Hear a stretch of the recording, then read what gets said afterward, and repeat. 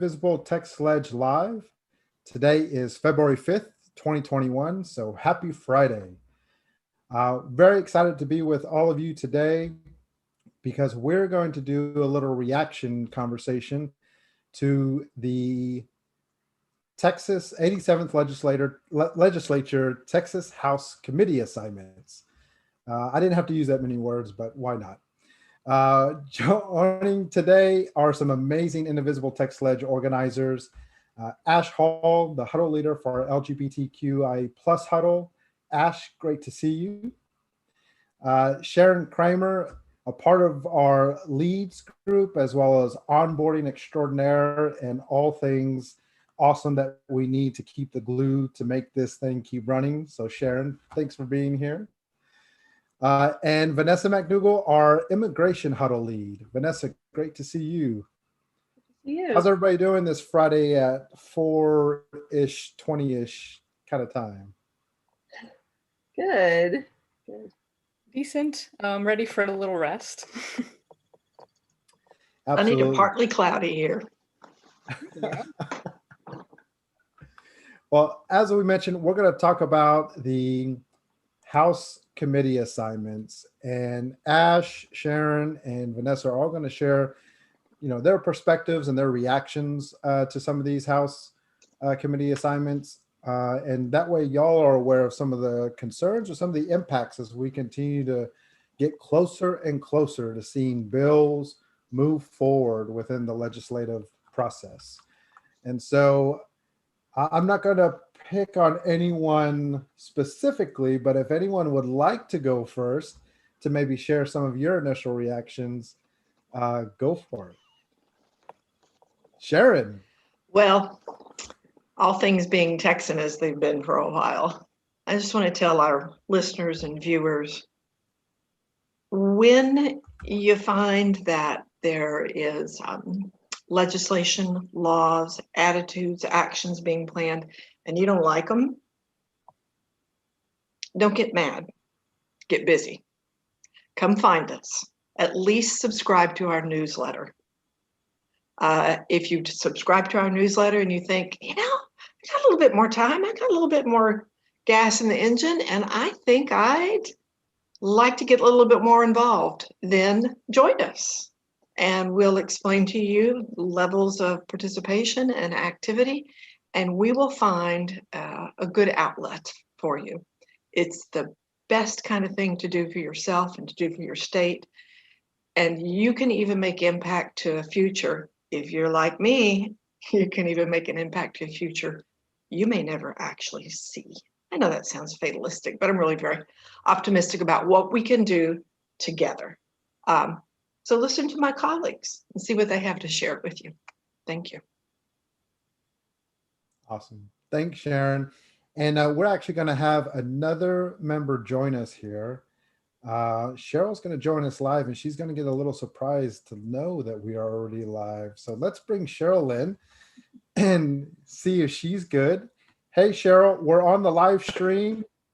Yeah. So glad to have you. Cheryl is the huddle leader for our reproductive rights huddle. And so excited to see Cheryl join this conversation. All right. How are you doing, Cheryl? What a day. Here I am. We're about to kick off some reactions to the House committee.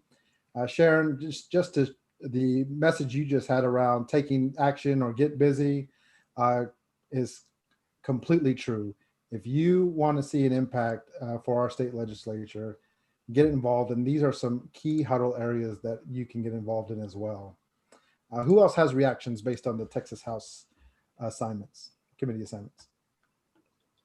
I think we all do. The first thing that came to mind for me, and I think the media at this point strongly reflects this, is I was very much struck by the decision to put Representative Briscoe Cain in charge of elections. Not the move that I would have made.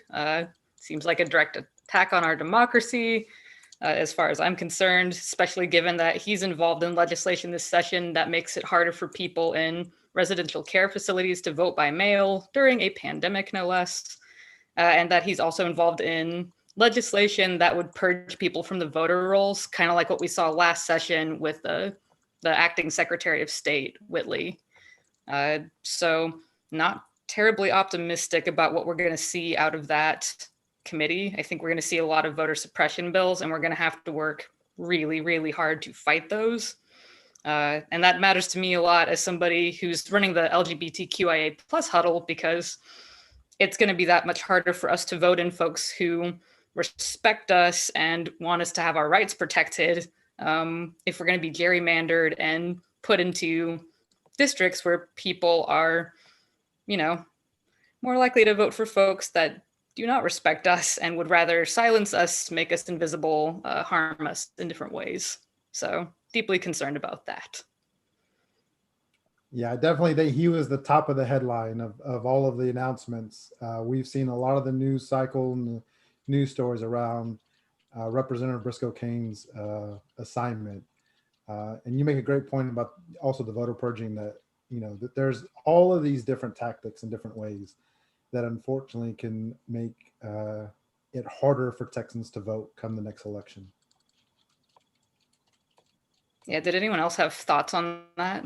On Representative Cain's chairship in particular?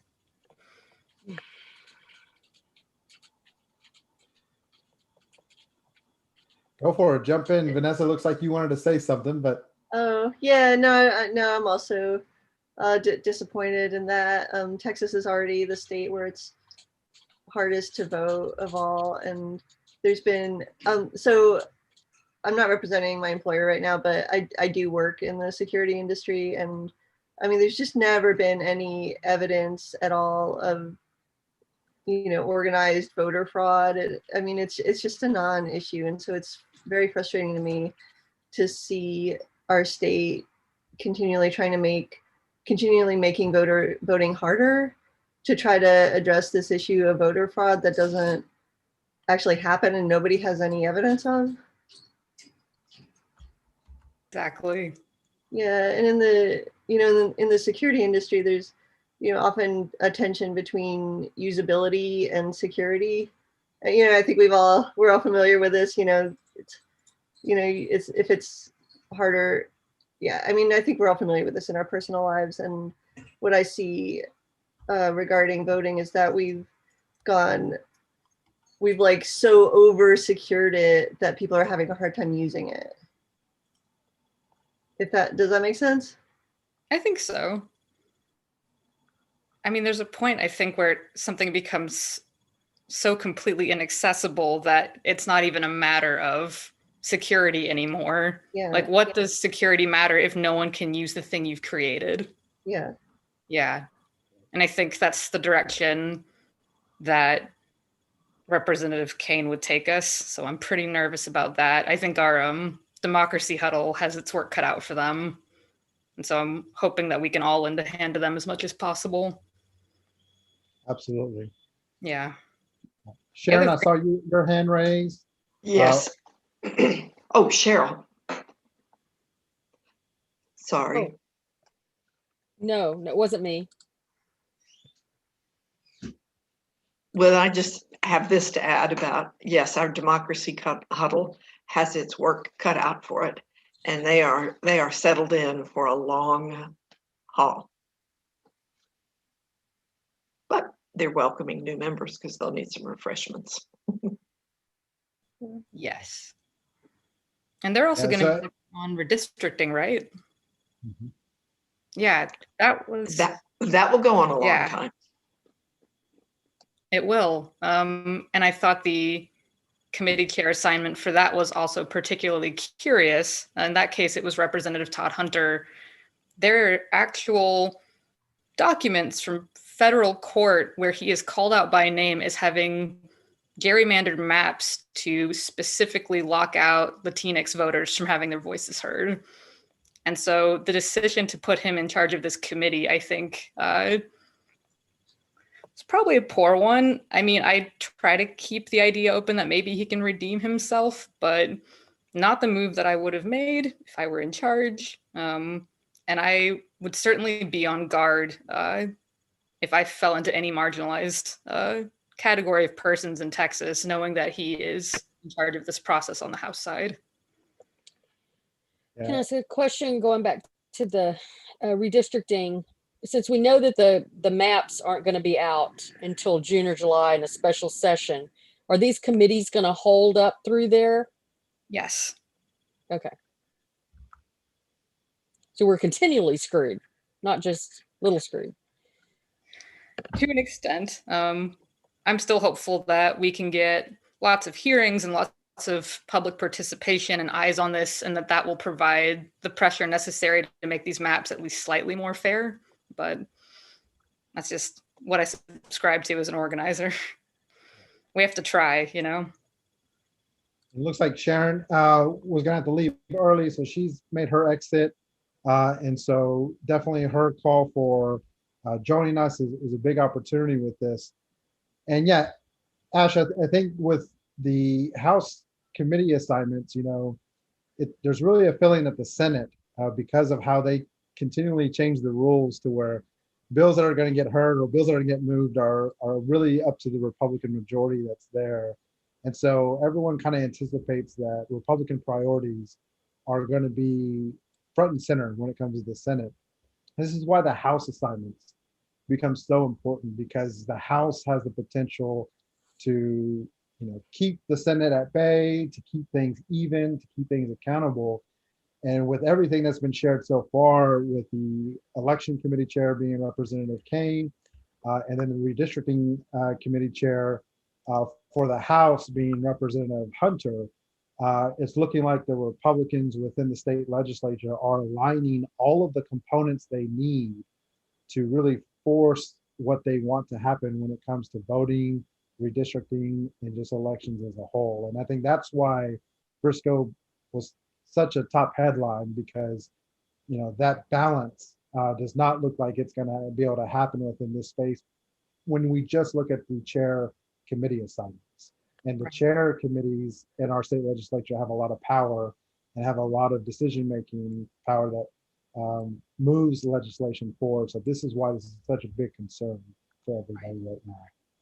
Did y'all sit in on any of the redistricting committee hearings?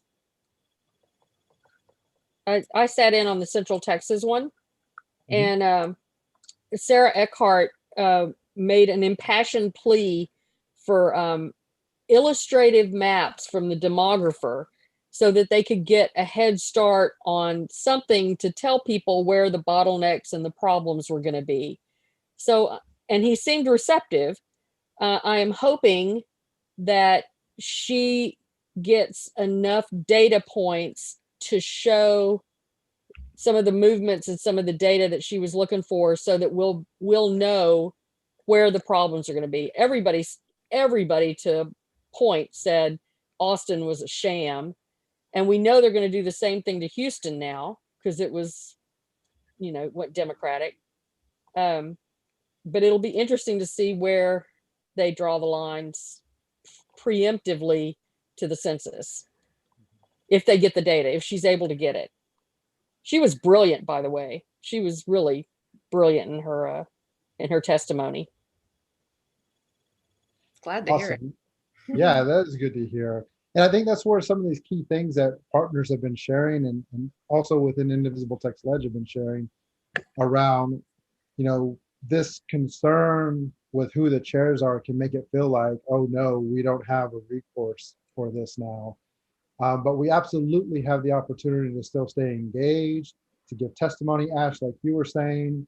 And what a lot of people are also making sure people are aware of is that if we make our case and we have testimony, we have written or public testimony that's provided around the concerns with the maps, and if the maps still go forward in a very negative and gerrymandered way, that's going to help equip the cases, the inevitable cases that will happen in the legal system, the judicial system, to be able to challenge the drawing of those maps. And we already know there's a federal judge and there's other key people who are looking to see where the maps land, because Texas already has a bad reputation and is already on the watch. And another key element is where the federal government, if they end up passing anything that impacts voting rights, Right now the changes that have been made help potentially leaders in Texas or legislators in Texas that want to gerrymander, but there could be some changes at the federal level that really impact their ability. So there's cause for concern for sure. But this is why we stay engaged. This is why we stay involved, because there are still a lot of different ways we can make an impact.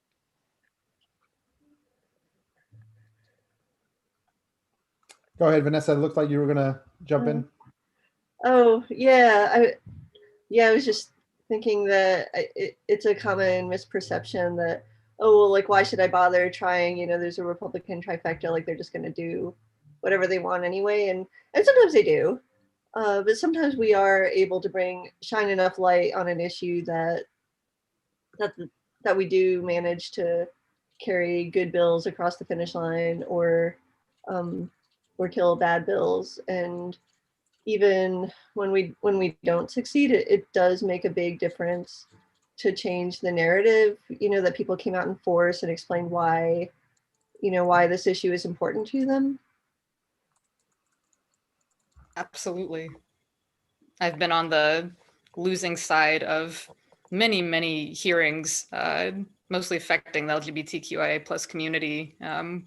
But despite there being a Republican trifecta every time, we've killed so many bills that would have hurt the community at this point because so many people spoke out and because their legislators were then empowered to speak out against these and utilize all the strategies at their disposal to slow these bills down and kill them. So even with the deck stacked against us, there's a lot of cleverness and a lot of energy on our side, and we can absolutely use that and score a lot of victories. So yeah, I am always a proponent of people getting involved and making their voices heard, because that's how we win. Absolutely. And want to give a quick shout out to Jose Orta, who's watching the live stream, and Cheryl. Jose is in agreement with you. Sarah Eckhart was amazing in that hearing that you were able to watch. And Rose Garcia is also watching us. And Rose, I can't tell if that's a hand raise or if that's a fist raise in solidarity, but I'm so glad that you're watching as well. And feel free to chime in on the comments if there's anything else you guys want to contribute to this conversation. So elections, like I said, the headline, redistricting is definitely the big thing, 10-year process that we're entering. But what are some of the other committee assignments and chair assignments that really stuck out for y'all, or you're watching because the impact it has with the work you're focusing on? Have y'all talked about the calendars? No, not yet. Would you like to throw in calendars? It's a big one. Should we explain what it is, or do our listeners, do people know? I think you definitely should. Yes, please. Yeah, go ahead, Cheryl. You want to break it down for us? I'm not the expert here, Alex. You're much better at this than I am. Oh, no. I don't know if I can say I'm the expert as well, but the calendars are definitely going to be a key part in terms of how things are scheduled within in the process. Ash, you may actually have a little bit more insight to be able to share. We'll keep passing the baton, but I think Ash may be the one to take it away. Yeah, unless you wanted to, Vanessa, up to you. Okay. So the way that calendars work, this is a unique committee to the House side. The Senate does not have this, and actually it's part of why the Senate is such a mess, because Dan Patrick gets to do whatever he wants. But on the House side, if you want your bill that is passed out of committee to make it to the House floor for debate, it first has to go through this committee that is very large and made up of lots of different legislators on both sides of the aisle. And the way that it works is they meet and they figure out what date these bills should hit the floor. And they can also decide to postpone bills. Each member gets, at least the way that it used to work, sometimes this gets limited depending on how the chair is feeling, as I understand it. But the way it's supposed to work is that legislators can put what's called a tag on a certain bill, and that delays that bill getting onto the calendar and being up for consideration for that in that committee again for the next time that the calendars committee meets. So this is primarily a delaying tactic for a lot of bills, and also very much a life or death sentence for many of them. Our legislature was designed mostly to kill bills using a ticking clock, because at each point in session, there's a certain date by which a bill has to be in a certain part of the process. If it does not make it there by that date, it is dead.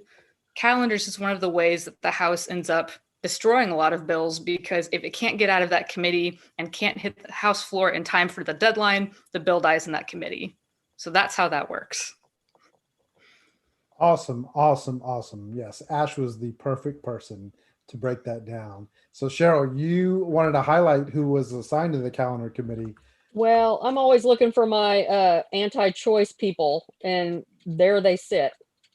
So they could certainly get those anti-choice bills on the floor with without much pushback. I also think isn't the calendars committee, can't they bunch them all together at that last minute midnight hour like they did last session and have a free-for-all chaos down to the last minute kind of thing? Things like that are known to happen, yes. Calendars, I think calendars can manipulate that to make that happen, and then all kinds of stuff just happens all of a sudden and nobody knows. So calendars is always one to watch to see what the flow of it's going to be, and to see how crazy is this session going to get. You can sometimes tell with the calendar session. Yeah, it's a really powerful committee, and it's interesting in that it's one of the only committees where the public can't actually testify or make their voices heard in any way. It really is about the process of the legislature, but it is really, really powerful. And so it's important for us to keep an eye on who's on there and to be able to talk to those legislators and let them know we're concerned about this bill. Like, can we try to slow that down, or ask them what they're hearing from their fellow members about possible dates for that. So I just thought that on that calendar, you ought to have a little more seniority. And Slauson, I think she's fairly new. And so I was kind of surprised to see her. Yeah, she's brand new. Mhm. So I was kind of surprised to see her on that that calendar committee. She must know somebody or have a picture of somebody doing something. I don't know. They will mix it up sometimes, especially with a big committee like that. Sometimes they'll let freshmen in and let them kind of get that experience and learn how that works. You'll see the same thing sometimes with some of the more important committees like Ways and Means or State Affairs. I usually don't see it as much on appropriations. I think just because that tends to be pretty overwhelming, even for returning members. Yeah. Shelby ran just north of Waco here, and she had some pretty scary ads. And so she's a hardcore right person. So I'm curious to see what she's going to turn this into. Yeah.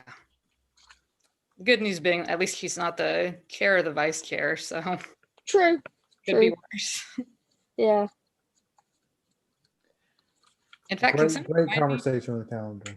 Yeah, someone remind me who's the chair and vice chair for calendars this time? Dustin Burrows is the chair and Joseph Moody is the vice chair. Oh, that's very good news about vice chair. Good. Burrows is a mixed bag. I guess we'll see what happens. There's certainly more conservative members, but there's obviously many who are less. I guess we'll see. Joseph Moody is a Democrat. Joe Moody is amazing. I love him so much. He's also the speaker pro tempore, so he has a lot of power over the entire House chamber. That explains it. Yeah, super important guy, and also like very down to earth and on our side with many, many things. He's from El Paso. He is indeed. And that's actually part of why it was such a big deal for him to become the speaker pro tem, because I believe it was the first time in history that someone from El Paso got that position. But yeah, where Burrows is concerned, I feel like he's kind of middle of the road on conservativism. I think that's a word. He's from Lubbock. Yeah, that sounds about right. That'll be interesting. It will. We'll see what happens. And as they put these different people in positions, it'll also, Dave Phelan is still going to also be a big part of this. And as the new Speaker of the House, it'll be interesting. His assignments have already told us a little bit about his perspective on things and what he's willing to, allow to move forward essentially with the way those chair assignments were made. But it also will be interesting to see how he navigates the legislative session as the House Speaker, because everyone is hoping that we're going to have maybe a little bit of a return to, you know, a Republican or a conservative perspective that is balanced, like we saw with Joe Strauss. It doesn't mean that everything that we didn't support was stopped, but there was that balance that you could see he was trying to navigate the legislative process with and everything. So more to learn about Dade Phelan, but I think there was some unfortunate insight that we saw with these particular committee assignments. So Briscoe Cain was in part of the Freedom Caucus. Do we think that they're still coalesced and an organized group like they were a couple of sessions ago? This session to be able to speak to that honestly, just because they haven't met that much with the pandemic. I don't know why they wouldn't be. I know one of their latest talking points is that they're not so much a fringe group anymore, and that they're cooperating a lot more with the rest of the Republicans in the House. Now, I mean, that remains to be seen. Things will heat up in session and we'll see where the breakdowns happen. But I do think it's fascinating that that is how they've pivoted in terms of their talking points. Yeah, they want to take it more seriously. 2 sessions ago, they were all up in everybody's business and thought they were just the cat's meow. And then last session, they almost lost everything and they went dark. Yes. And now this Briscoe guy claims he's a Freedom Caucus member. So I'm wondering if they're trying to bubble back up. And we saw people not rerun, you know, they exited, you know, representing the state legislature, you know, after 2019's legislative session and feeling like, I better get out before the 2020 election cycle comes about. So it's a good question you have, Cheryl, to see what kind of power they're wielding. And I think also, you know, we have a very, right now, Texas has a Texas GOP leader that is very divisive and is all in on the conspiracy theories and that kind of rhetoric and everything.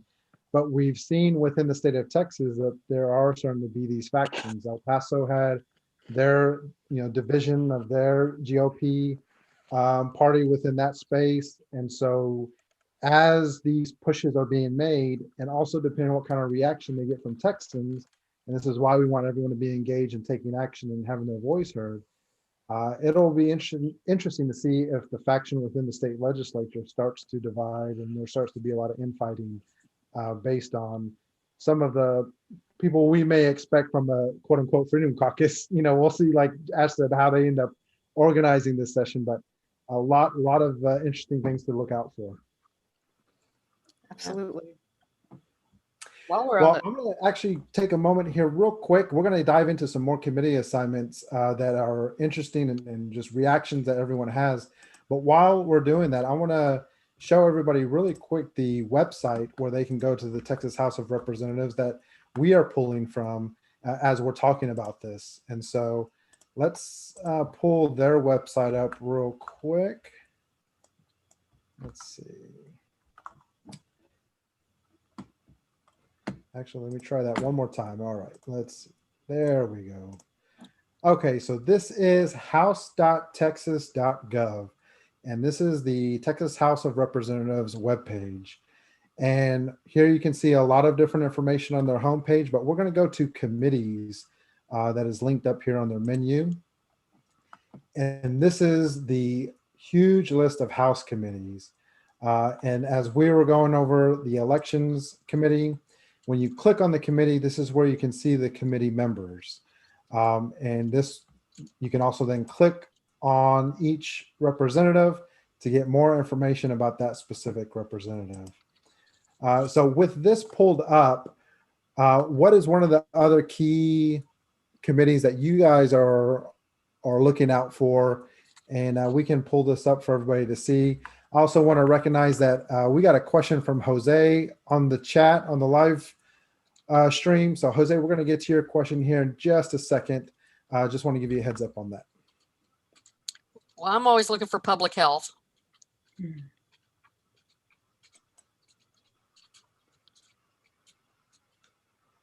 So for public health, we have the chair is Representative Stephanie Click, and the vice chair is Representative Artie Bobby Guerra. Any thoughts on that, Cheryl, as you see some of the assignments and those committee members? No, not really. I have some. I will say Click is one of the more moderate members of the House. And so there are opportunities here, especially as we try to expand Medicaid and access to that. Granted, we're never going to be able to call it that in any of the bills that we pass around this, but hopefully we'll all just know in our hearts and call it a victory anyway. But I do have some optimism knowing that she is in charge of this. I've seen her stand up to attempts to poison health-related legislation with discriminatory amendments and the like. So that gives me some hope. Let's see. Bobby Guerra is a Democrat from Mission, Texas. Mm-hmm. Looks like a fun guy. I haven't gotten to take work. a picture, that's for sure. Yeah. I haven't really gotten to work with him as much, but I don't have any flags, so that doesn't hurt. And I mean, having Coleman and Collier and Zwiener, and yeah, that's good. That makes me happy. These are all folks that I know are super dedicated to expanding healthcare access. So good signs all around, I think. Yeah, so I think this is a committee that we can say, has that balance, that we're trying to look for, that hopefully will help the opportunities for good legislation to pass come about. So looking at this initially, looks like we are striking a balance within this space. It'll be key. We'll keep doing research. We'll keep observing to see what's going on and what kind of deals are being made that may incentivize the Public Health Committee to take a wrong turn. But so far, it looks like that there's an opportunity for some good work to happen here. Mm-hmm. Yeah, I didn't see anybody on my anti-choice bill list. So that's a plus. Yeah. Yep. That is a plus because, as you mentioned, Cheryl, they may be on the calendar committee, some of those people that you have flagged, but and they can have an influence there, but the Public Health Committee is going to be a key component of whether anything actually has to get through them to get to calendars. Right. Exactly. Vanessa, All right. you want to say something? Oh, no, I just agree that it's relatively moderate, and it's there are actually a lot of good bills filed for this session related to creating healthcare infrastructure along border counties, which would go through the health committee. So yeah, excited to see more reasonable people on there. Yeah. So far, we're up to 17 anti-choice bills and 4 pro-choice bills, maybe 6 pro-choice bills. Kind of depends on how you call them. It's good to know. 2 of them are constitutional amendments, U.S. and Texas U.S. constitutional amendments. So they just got to put them in there. They just got to put them in. I think that head nod said it all, Cheryl, whenever you mentioned that. Ash, what is a committee that you are really, or I know there's not just one, but what is one of the key ones you want to highlight right now? I know there's so many that touch the LGBTQIA plus community. I always keep an eye on state affairs. Yeah, me too. Yeah, I was going to say, actually, state affairs touches all 3 of our huddles in some way or another, because so many contentious bills get sent this way. So in terms of the makeup, a number of new faces there that I'm excited to see, including Representative Donna Howard, big fan. Hello. Oh yeah, that's going to be awesome. Very happy to see her there. That being said, There's Slauson again, right? Yeah, we've got She's her. got a lot of coverage this session. Indeed. For a newbie, she's got something on somebody. I don't know.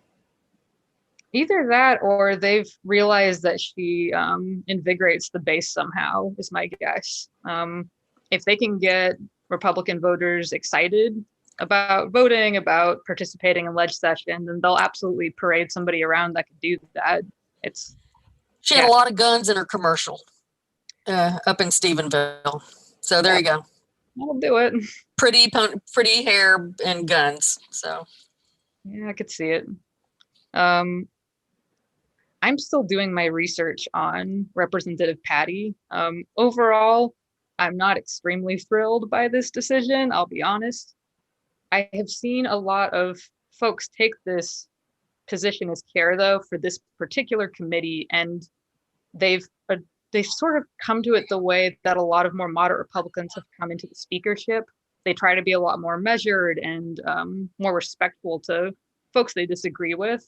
So I'll be curious to see how much of that he's able to do with his new responsibilities.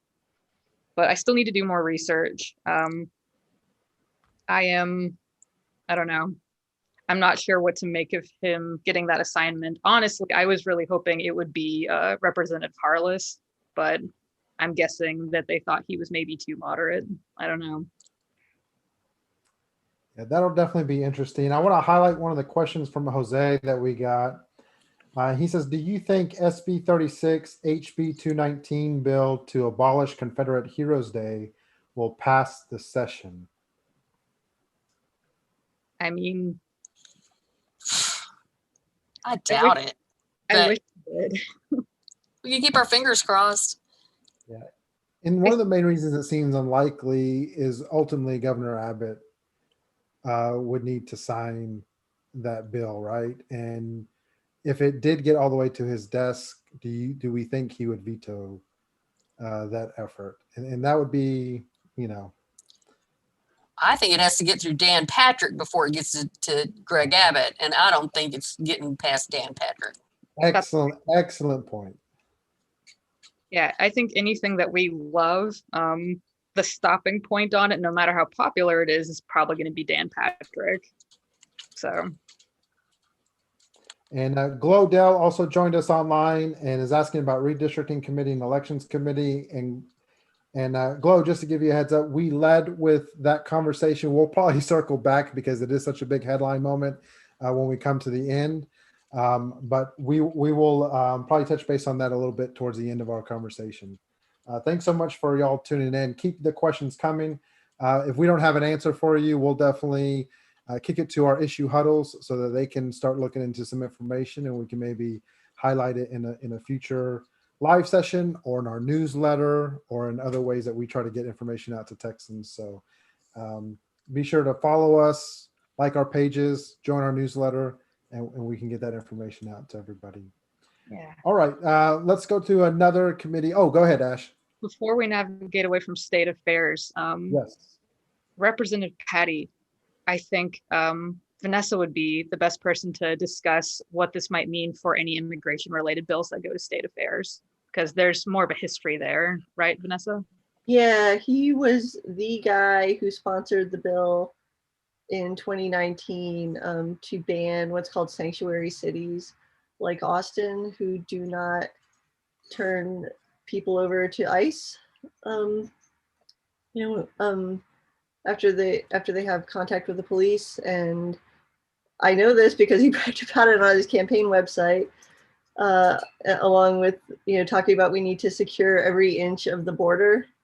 I don't know if he's ever actually been to the border, but I would not consider that a priority or a wise use of state funds. But anyway, he does sound like a real immigration hardliner, and I am not optimistic about getting good bills through state affairs this session. But we'll do our best. Excellent point. Yeah, excellent insight around his history and kind of where his thinking has been up to this point so far.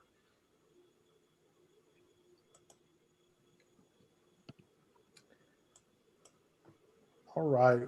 Let's pick another committee that y'all are really focusing on and wanting to see how that makeup is. No, let's see. Public education is going to be one of mine. Yeah. Yeah. Okay. And overall, I'm actually really happy with how this one turned out. So the reason my huddle has to pay attention to this is because there are bills that have been filed that would limit the ability of transgender youth to participate in student athletics based on a bunch of bigoted fears that people have and misunderstandings that people have around what constitutes transition, how hormones work, all of that stuff. It's a mess. That being said, this committee is moderate leaning progressive. So that gives me a lot of hope for how we'll be able to navigate taking care of those bills. Where the chair is concerned, of the many Democrats that I've worked with over the years, I would say Representative Dutton's office has maybe been one of the few that has been less comfortable with LGBTQIA issues. I'll be honest about that, though we've had some really good conversations.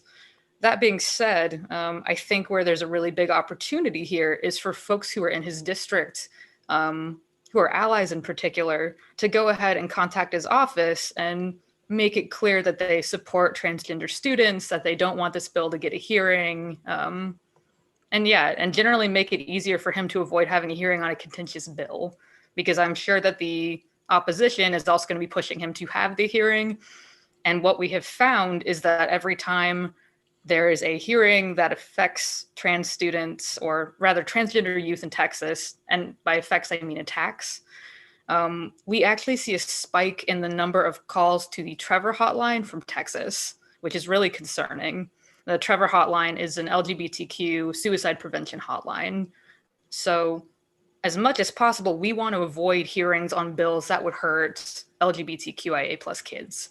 So if folks in Representative Dutton's district can help us keep these bills from being heard, that's actually the kind of work that keeps people's mental health in check and like possibly saves lives. So overall, I'm very optimistic. I think there's a little bit of organizing to do, but generally really happy to see this. And also I think it means we're going to have an easier time preserving the funding gains that we've made for public education in the past session or so. So even just going broader, I think this is good news for all of us as a state. Awesome say- insight. Overlap with the healthcare and even some of the public health is the insurance committee. We have 5 or 6 bills on the reproductive rights huddle that actually pertain directly to insurance coverage, restricting it, increasing it. And there's Oliverson. So like I said, it kind of depends. We've got 2 pro-choice bills, minor coverage for contraception, and then Medicaid insurance coverage to impact the increased expansion of Medicaid, sort of. And then on the anti-choice side, we've got restricting insurance for abortion in trans kids, insurance restriction for women who don't choose abortion. It's kind of a weird one. And there's some liability bills and some other stuff. And so you never know how far these bills are going to sweep over into the insurance committee, as opposed to go straight through healthcare or state affairs or whatever. So it'll be interesting to see if they get there and what they do, if they should show up on their desk. Yeah, we'll see. And Cheryl, you made a comment on Oliverson. Do you want to give a little bit more insight on this representative? No, he just showed up on my bill list that Gotcha. he put in. He's got a bill, but I think it was on an okay bill. So I think I'm okay with that. Oh, good figure. It says he's in the medical community, so. Yeah, there was 4 bills on limiting pelvic exams. And why there were so many bills about that.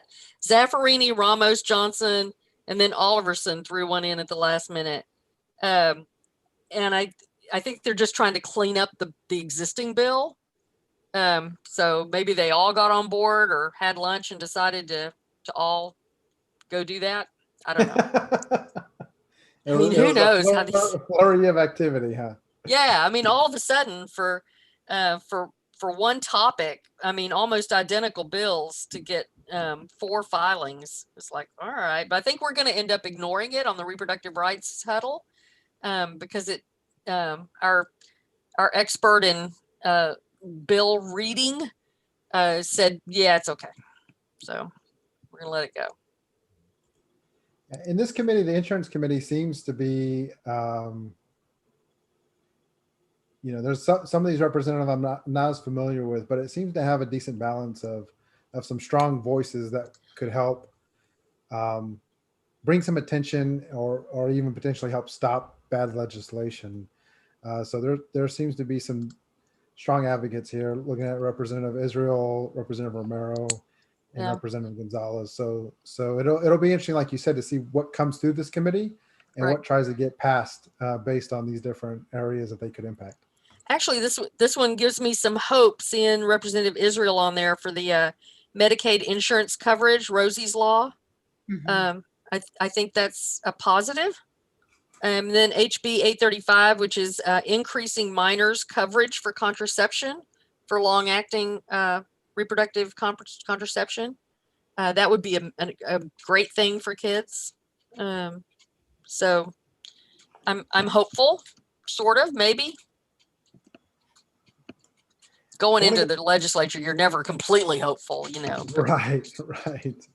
So you temper everything. There's always the deal making that we always have to be aware of. The deal making. And this is where the impacts of the pandemic is that, some of that deal making could be where they're talking in the hallways and then someone gathers in a corner or around a chair, quick committee meeting, and then things move forward. Us not being there, or their potential not to be not as many Texans there in the Capitol, we'll have to see what the impact is to some of that deal making that a lot of Texans can notice and see, and then they raise the alert and they raise the flag around things that are happening. I want to go back to public education real quick and just kind of note, Ash, you said that this is a kind of almost a fairly leaning progressive committee, and just pointing out that the former chair, Representative Huberty, who really was helping lead some of the push for increased public school funding, him still being on this committee and being that strong public education advocate is just really, really important. I'm glad to see that he's still there, and hopefully that balance between those perspectives within this committee will be able to still push good public education legislation forward, because there's been a lot of talk about HB3 that was passed last legislative session. We want to make sure that there's funding tied to it, that there's some permanent funding tied to it. But then with the pandemic, we've seen that there's been an increased cost per student to serve the students in Texas. And so we can't stop there. We actually need more progress in public education funding and bills. And so I'm excited about the opportunity for Public Education Committee. We'll see what ends up happening. All right, let's maybe highlight one or two more committees if we have time to do that. We do have another question from our audience from Glo Dell. That Glo, we'll get to your question here in a little bit, but I want to see if there's another committee that y'all want to prioritize in highlighting. Does anybody know what committees the gun control is going to, or gun safety? Have y'all seen that anywhere? I've seen those go to state affairs before. I've seen them there too. Yeah. I'm not sure where else, to be completely honest. Sometimes public health, if they've got a tracking component or something. Mm-hmm. That makes sense. But yeah, mostly I've just seen state affairs for that. So we've covered that. I don't know. I could see Doc trying to put something in agriculture. That would be fascinating. Yeah, he's not that clever. Vanessa, you had mentioned in some of our pre-conversation around Homeland Security and public safety. Yeah, the new committee and see some of the opportunity or impact there. Well, I'm always excited to see Vicki Goodwin.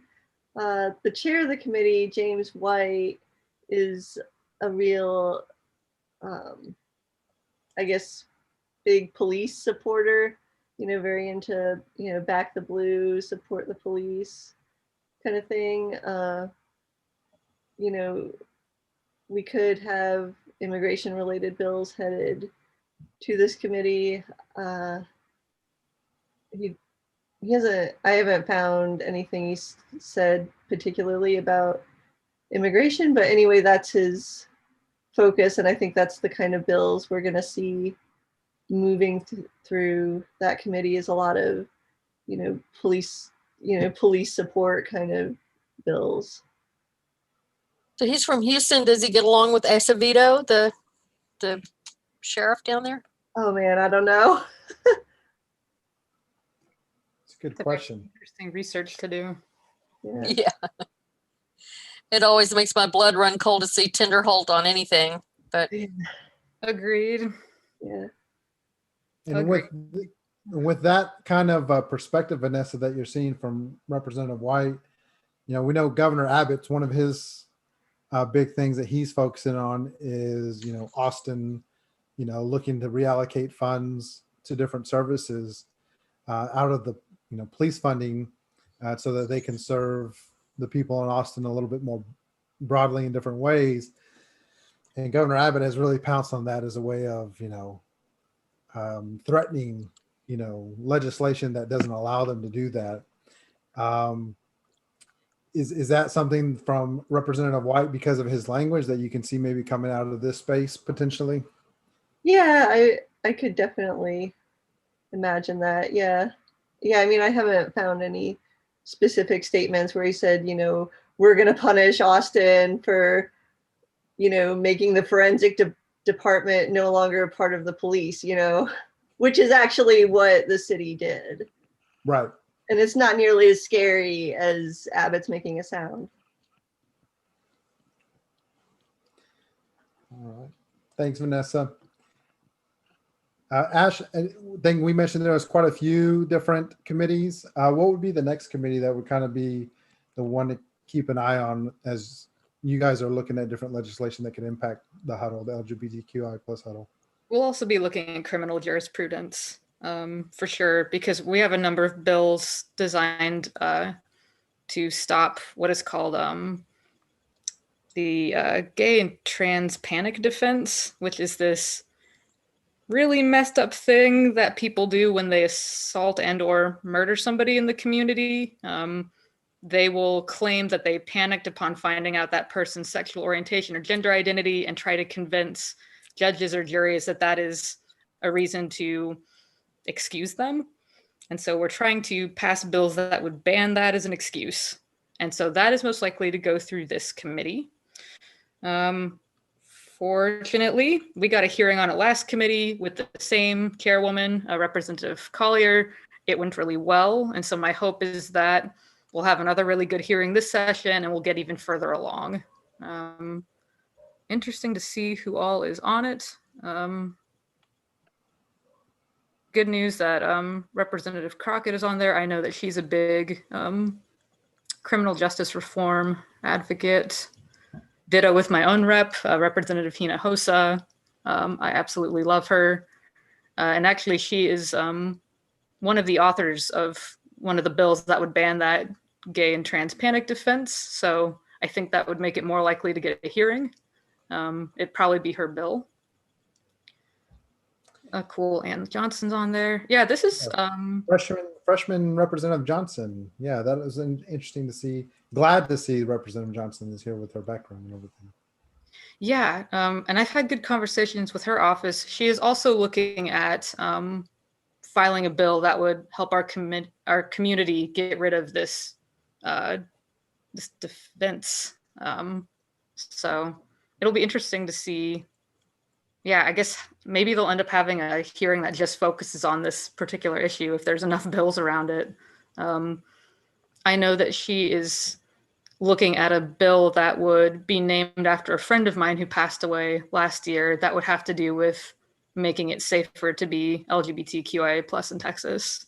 and I assume that that would go through this committee. So lots to look forward to based on the membership of it. It's also a pretty well-balanced committee, in my opinion. And so I think we can expect to see a lot of good legislation actually get through here. We'll start running into trouble on the Senate side, but we all know Texas legislature is a long game, and the further a piece of legislation can get in a session, the stronger is next session to get even further. So yeah, lots of optimism here for me. Awesome. That is great to hear.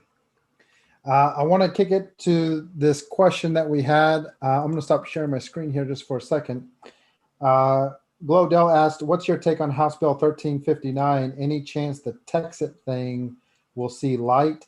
Seems like it's kind of a high number. So this is me interpreting the text that Glow shared. And so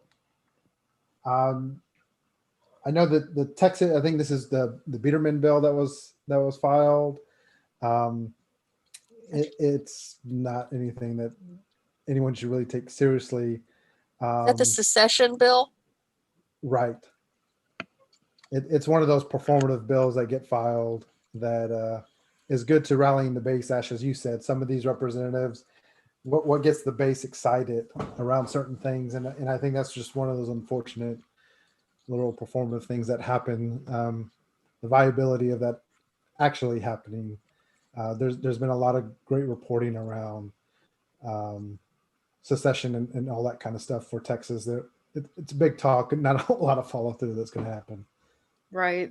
I suspect it will go through state affairs on the House side, and every session they have at least one hearing that is dedicated to bills that the chairperson finds ridiculous in terms of how contentious it is or how extreme it is.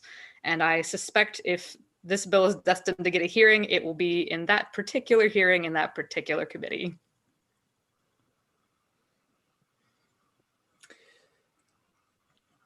Well, as we start getting towards the end of this conversation, when people see that long list of House committees, it's important for people to understand, like, the label of that House committee may be broad, that it can impact a whole lot of different areas. And even if it is a very specific label, we still have to be mindful of what can be utilized within that space that could impact other areas. And so when we talk about the insurance committee as a good example, state affairs is kind of that, a whole lot of things get put under that place. And so the research and the work that's going to be done to make sure we can keep track of where these things are floating around. Because one of the tactics is, a failed bill all of a sudden becomes an amendment in another bill. And if we're not watching carefully, they try to rush that and sneak that through. And so talking to our partners, working together, making sure that we are aware, and having Texans who are willing to engage and are interested in this. This is where Ash, your huddle, LGBTQIA, Vanessa, immigration, and Cheryl, reproductive rights. If these are issues that you care about, I know all of these amazing leaders would love to have you a part of their team, so that this good work can be done during the legislative session. Yes, please. Yeah. Any additional thoughts that y'all want to wrap up this conversation around when it comes to the Texas House committee assignments and chairs and everything? I have one. I've never heard of the General Investigating Committee before. It's very tiny and very balanced. Who are they? I mean, Victoria Nieve is the vice chair. Niave, yeah. I actually worked for her for a special session, so I'm excited that she's carrying something. And Click is on there, and Pacheco. So I can't figure out what this committee. I guess an investigating committee. That would be interesting. See if I can find out what it does real quick. Yeah, if you scroll down. The committee shall have 5 members. Oh, it's about ethical standards applicable to state and local government officers and employees. So it is an ethics committee. Ethics investigations. Yeah. Oh, that's juicy. So could we see some investigation into Attorney General Ken Paxton, Oh. or Probably not. No, but we should, but we won't. From your lips to the goddess's ears. But that makes sense, and that actually explains perfectly why Rep. Niave would be on this, because she's known for passing bills that help survivors of sexual assault. And so when we're talking about ethics and we're looking at government employees and we consider the epidemic of sexual harassment and assault and all of that that happens in these various sectors of government, it makes perfect sense to have her be here because she's an expert on this. Yep. I've never heard of that committee before. I believe it's new. It must be. Right, Didn't great it used to be question. an independent agency down in Austin, or maybe it's part of Austin County? I don't remember. I'd have to look it up. Yeah. Awesome question, Cheryl. Vanessa, Ash, any closing thoughts around this stuff that we've kind of been reacting to?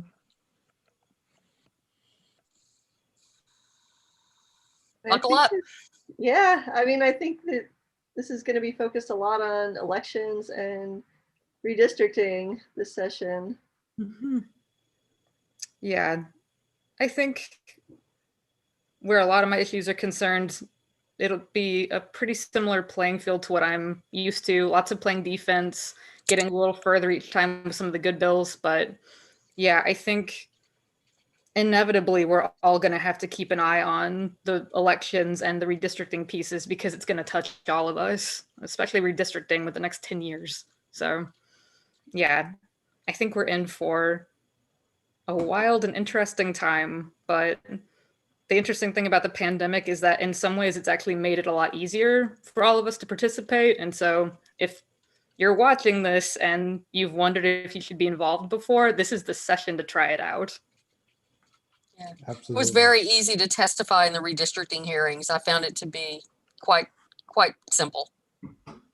A couple of people had weird audio things, but they worked right through it. Probably no different than some of the weird in-person things that happened during. Oh, better than that. Those are legendary. Yeah, I'm going to share my screen one more time as we close this conversation. There's a Texas Tribune article that we highlight in our post, and they do a great job of just kind of doing a recap as well, and some of the impacts. And as we've mentioned in this conversation so far, it's definitely the other significant committee shifts include State Representative Briscoe Cain. Feels like a bit of an understatement in the Texas Tribune article. This is where Texas Tribune highlights, Cain flew to Pennsylvania after the November election to help former President Donald Trump's legal team unsuccessfully challenge election results in the state. Why is a Texas representative flying to Pennsylvania to have his voice heard? Is really absurd. If there's a way I could label that. And we've been in Indivisible Text Ledger been working on a January 6th call for accountability for Senator Ted Cruz, Attorney General Ken Paxton, and the 16 members of Congress that voted to object to the 2020 results, because we want everyone to understand, anybody in Texas that is representing Texas and participated in that is something that we cannot let go unchallenged. We need to call for accountability. And there's definitely been talks of the coalition, and we'll be announcing some expansion of some spotlight around some state legislators that we're going to include in that space based on the role that they and participation they had in January 6th. And so Briscoe Cain being a part of that crowd of effort is not something that we want to have any kind of encouragement in Texas. And so be plugged in when it comes to especially the elections committee work, voting rights, redistricting. This will be hugely important. And as everyone here has said, it impacts every single part of the issues and priorities that we're trying to push for. If you want to see a download PDF of the state of the House committee appointments, you can look at this document that they reference. But as we shared with all of you, there's also the State House of Representatives website, which is a really great tool to see the faces of the representatives as well as get some information on their background and contact information. And lastly, as we've been mentioning, join us. This is our website, indivisible-textlege.org. It's as simple as clicking join us on our website, and then you can fill out this form. Before you fill out the form, make sure you're plugged in all of the platforms that we are on so that you can get the information directly to you, especially our email list. Our newsletters that we send out weekly will have a host of actions for you to be able to spend some time on during, and those will be getting fed to us through various ways, but also specifically from our issue huddles. And so some of these issue huddles leaders that we have here, there's 9 issue huddles in total that we're focusing on for this legislative session. But if you want to join the team in any way, whether it's an issue huddle or back office support or different mobilization efforts, join the team, fill out this form. You don't have to fill out every single field, but there are some requirements, and we want to know as much as we can so that we can help place you in a spot within the Indivisible Text Ledge organizing team that's going to be impactful. But we would love to have you all join us. The more Texans that are involved, the more of an impact that we'll be able to make. And so I want to give a huge shout out to Ash, Vanessa, Cheryl, as well as Sharon, who joined us a little earlier in the call. Thank you all so much for jumping on this conversation. It won't be our last one for sure. And it won't be the last time we have some sort of reaction we want to make. So thank you so much for the leadership that y'all are taking on in Texas and helping our state legislature hopefully pass some good things so that we can have a better and brighter future in Texas. Thanks for having us. Thank you. Thank you. We'll talk to everybody soon. Thanks so much to our viewers. Really, really appreciate it. Have a great rest of your Friday and weekend.